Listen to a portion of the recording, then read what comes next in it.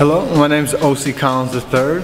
I was born and raised in Madison, Wisconsin, and in upstate New York as well with my father. If we're going to start out, we'll start out back in Madison, Wisconsin. I lived there with my 5 brothers and sisters in a 3-bedroom apartment, 5 of us in 2 of the bedrooms, my mother in the other bedroom. I used to also spend a lot of time in upstate New York with my father in the summers and during the school year sometimes. And around the age of 8 was when I first had my taste of business, my first experience. My father was an importer of African goods, and at that time we used to go to conventions, and he would set up the booth, and at one of the conventions he realized he forgot something at the store, something very important. So it was either shut down the entire booth or leave his son at 8 years old to run the booth. And that's what he had to do. So at the 8 years old, I did my first credit card scan. I negotiated with people. I went down to the same price I remember my father going down to. And after that point, I realized this is what I want to do. This is what I want to be. I want to own my own business. I want to be my own boss. And from there, I kept that as my goal. And I fell in love with cars. And at the age of 14, I bought my first car. I bought and sold that within 3 months. By the time I was 18, I had my own small car shop where I was customizing cars, reupholstering them, painting them, doing everything. That's why I bought my first motorcycle for myself at that time, and I was just enjoying being an entrepreneur, not realizing really how creative I was yet. After 18 and having the car shop, I decided I needed a change. I moved from Madison, I went to LA. In LA, I lived there and I just enjoyed life. Instead of my whole life, I was always worried about my businesses. So for 1 year, I just enjoyed California. Went to the beach every day, and then after a while, I just felt like I needed to do something again. So I started looking at cars, and then one day my brother sent me a package, and inside it had a Blazer. That Blazer, when I wore it outside, so many people stopped me that I just knew right away, this is what I had to do. This is the next business I have to make.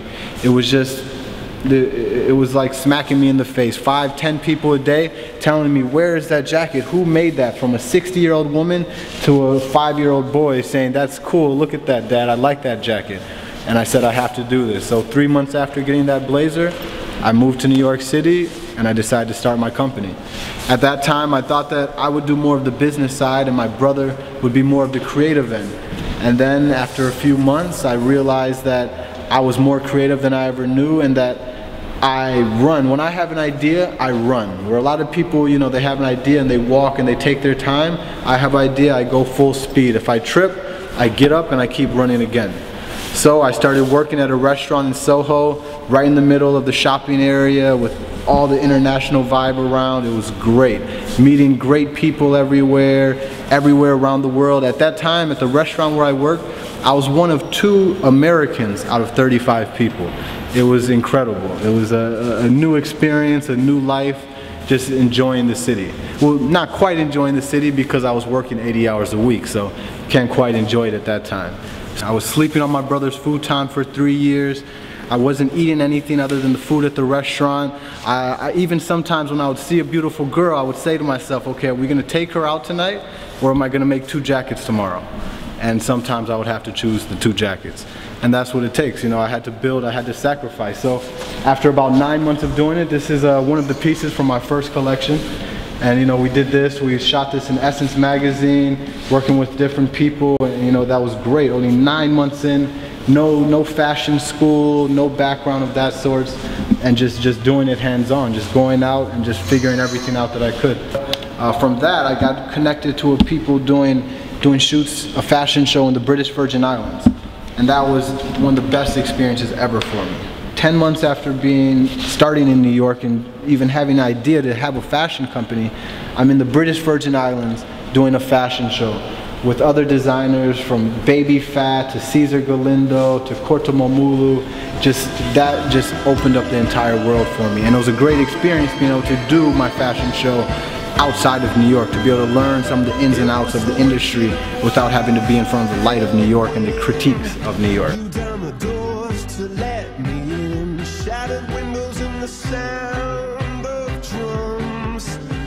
I also had a motorcycle, and when riding the motorcycle I realized there was nothing cool that was also protected. And so this brings us to Oci, my main company, the next American brand.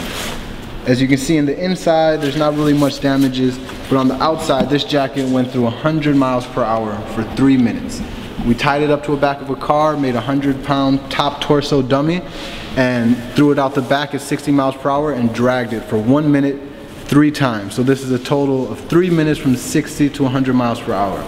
At the end of the day, you're gonna be fine. So that brings us to what the new company is, the big company, the next big American fashion brand. That's OC3. It's protective sportswear. It's where we're gonna take regular fashionable clothing, jeans, pants, jackets, blazers, and incorporate armor into it. But not just any kind of armor. You're probably used to different type of armors like this, foam armors that are very stiff and rigid, things that are uncomfortable. This is what you don't want to wear. This is why you see people riding motorcycles with t-shirts and riding bicycles with t-shirts. So what we'll be using is the brand new state-of-the-art Smart Molecule armor, which is a soft molecule, but under impact, the molecules lock together and harden. So as you see, it's very soft and pliable, but on impact, it hardens. So this is what will make my company the next great fashion brand. This is going to start an entire new market inside of the fashion industry. Like I said, it's going to be called protective sportswear. So this will have everything for women, children, men, and I'll show you some of the ways that we'll implement that.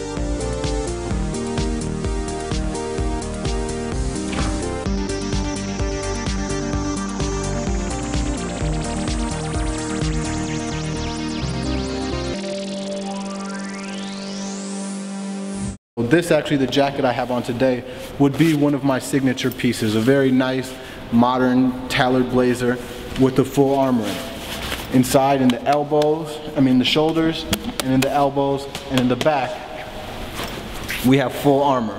For any time when you're riding a motorcycle, a bicycle, a skateboard, or even you're just walking down the street, you never know, you get hit by a car or you get jumped, you never know.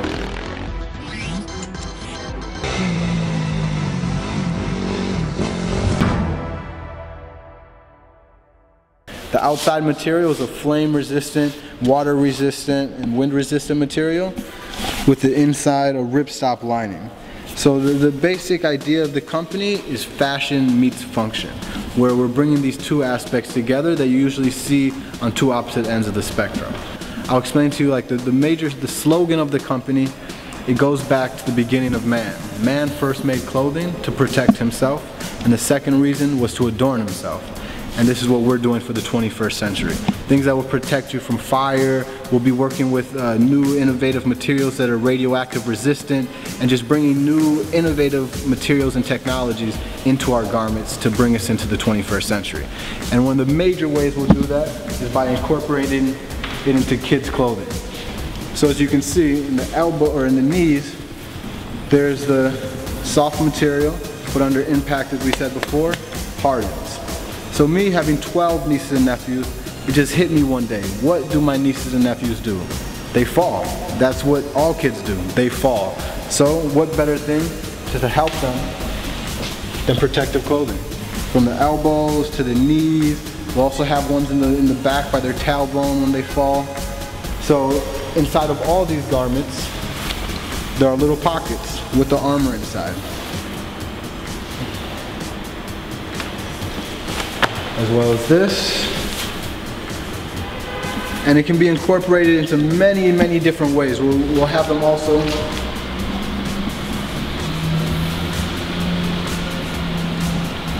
have them inside of the soles. We'll have the soles for the bottom of the shoes. We'll have it for dancers and for theater, people in the movie industry. Tights that they can wear underneath their clothing so that when they're in action movies and the stuntmen will not get hurt. And so it's a very flexible and pliable material, but then all of these have pockets inside that the armor will go inside. Also, it adds a very interesting thought to me of how it might be able to help even kind of extend your life, because if you don't break or bruise or break your leg when you're a child, it helps you have a healthier and more active lifestyle in the future. So it's a very kind of life-changing and people-changing product, because it's totally going to revolutionize the garment industry. My struggles that I've had, so like I said, I worked for 80, 100 hours a week. I would be working a daytime shift from 11 o'clock down to 5 o'clock, and I would have to run over to the factory to go pick up a jacket and then find out that there was something wrong with the inside trimming. And since I don't do the sewing myself, I have to rely on the factory, and I have to figure out and learn everything from the factory since I didn't go to school. So it was a very hectic time, times when I would run from my lunch break, run to the factory and come back to work within the hour and go back to work for another 8 hours. So once again, just using innovative materials, a very, very light ripstop lining, so it's a rip-proof jacket. You don't have to worry about that. And so yeah, basically, let me see, my best and worst dressed 11. I would have to put, let me see, Kanye, he's up there. You know, I like how he knows how to dress. Lady Gaga, she's up there. And worst dressed, I would have to say probably is, damn it. I almost don't want to badmouth anybody out there, so I don't know. The rest of them, you know, they're not doing too bad, so we'll just put them all in the rest of that category out there. So we'll just leave that part at that. If I had the unlimited amount of money, which, you know, we kind of will have once the company grows, it's about just expanding the company and expanding it and making it a very social company. It's about making a change. It's about being under the Fairly Made label, where everyone in the process of the production gets a fair price for their work. This is a very important thing to us and to OC3. So that's me, you know, it's OC3. We're the next great fashion company, the next big American brand. Not even the next big American brand, we are the next big American company. This is my goal, this has been my goal since I'm young, and we're living it. OC3.